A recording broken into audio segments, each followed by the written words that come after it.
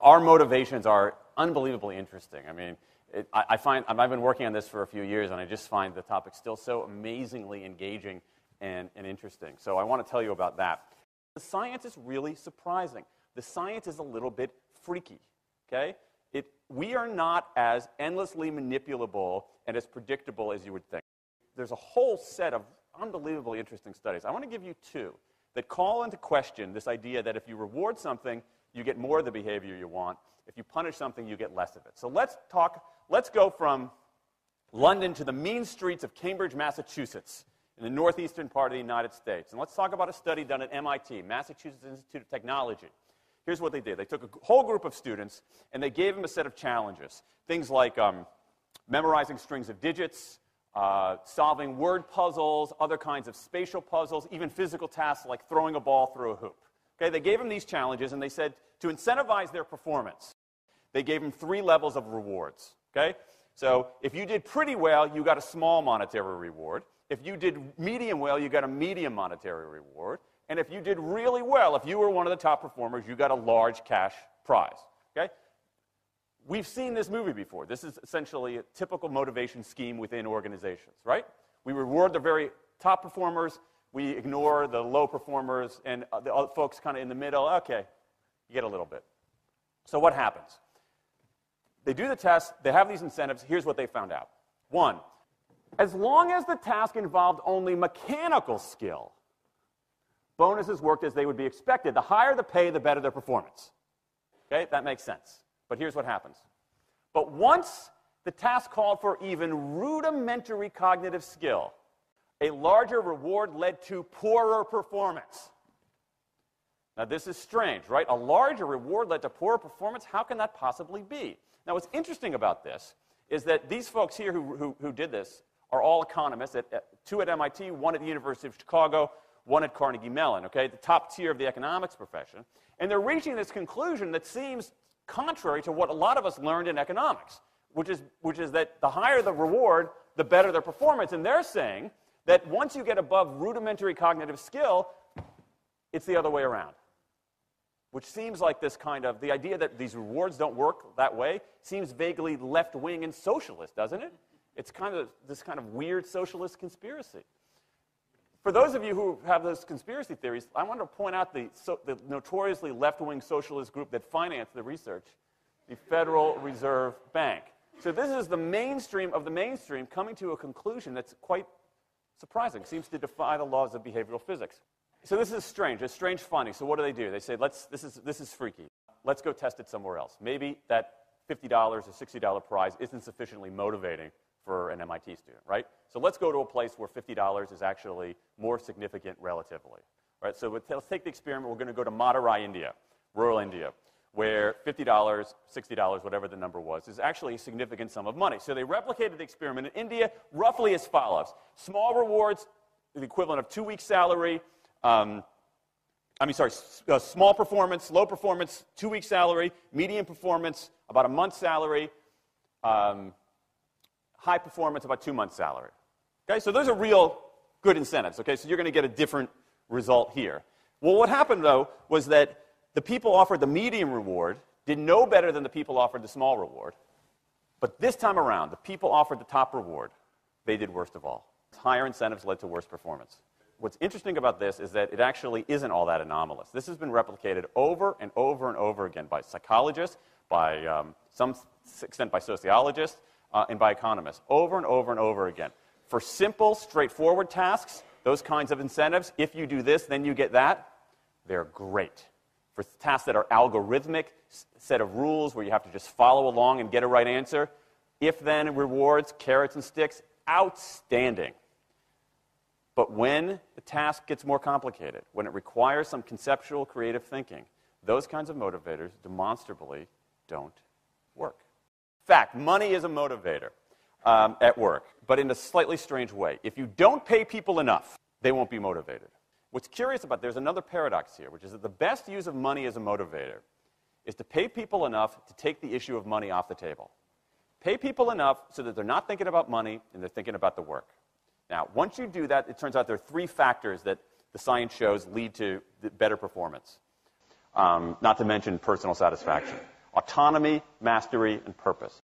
Autonomy is our desire to be self-directed, to direct our own lives.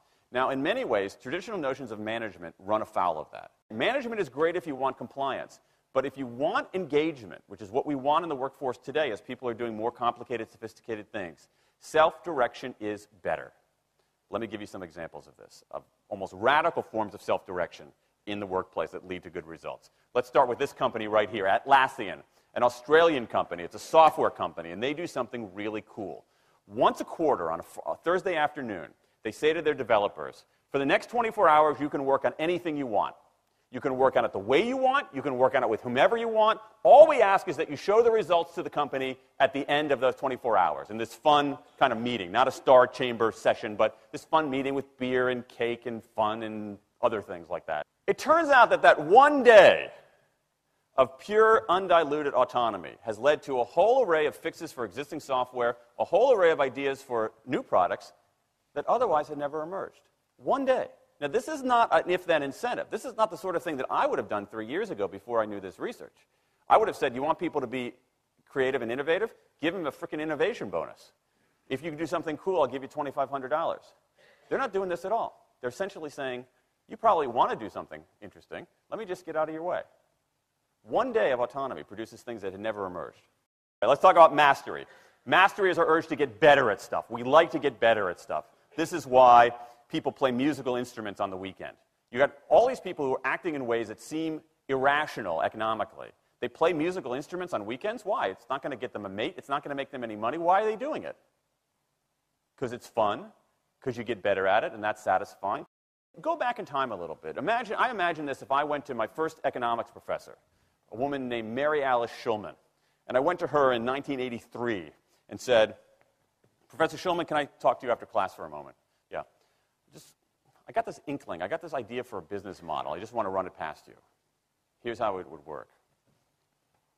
You get a bunch of people around the world who are doing highly skilled work, but they're willing to do it for free and volunteer their time, 20, sometimes 30 hours a week. Okay, she's looking at you somewhat skeptically there. Oh, but I'm not done. And then what they create, they give it away rather than sell it. It's going to be huge. I mean, she truly would have thought I was insane.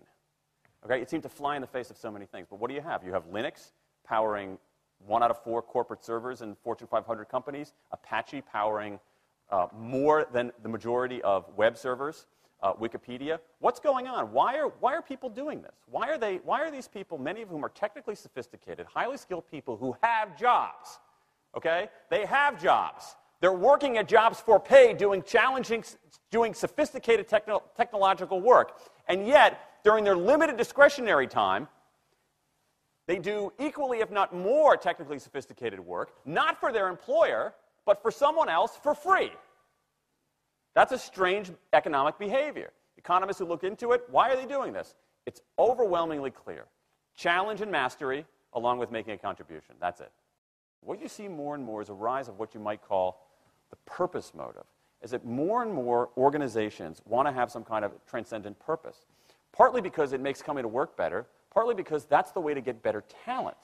And what we're seeing now is, in some ways, when the profit motive becomes unmoored from the purpose motive, bad things happen. Bad things ethically sometimes, but also bad things just like not good stuff, like crappy products, like lame services, like uninspiring places to work.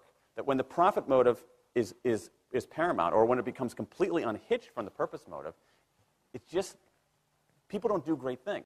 More and more organizations are realizing this and sort of disturbing the categories between what's profit and what's purpose. And I think that actually heralds something interesting. And I think that the organizations that are flourishing, whether they're profit, for profit, or somewhere in between, are animated by this purpose motive. Let me give you a couple of examples. Here's the founder of Skype.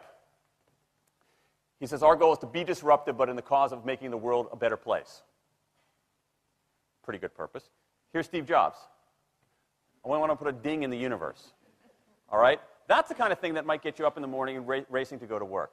So I think that, that we are purpose maximizers, not only profit maximizers. I think the science shows that we care about mastery very, very deeply. And the science shows that we want to be self-directed. And I think that the big takeaway here is that if we start treating people like people and not assuming that they're simply horses, slower, smaller, better-smelling horses, if we get past this kind of ideology of carrots and sticks and look at the science, I think we can actually build organizations and work lives that make us better off, but I also think they have the promise to make our world just a little bit better.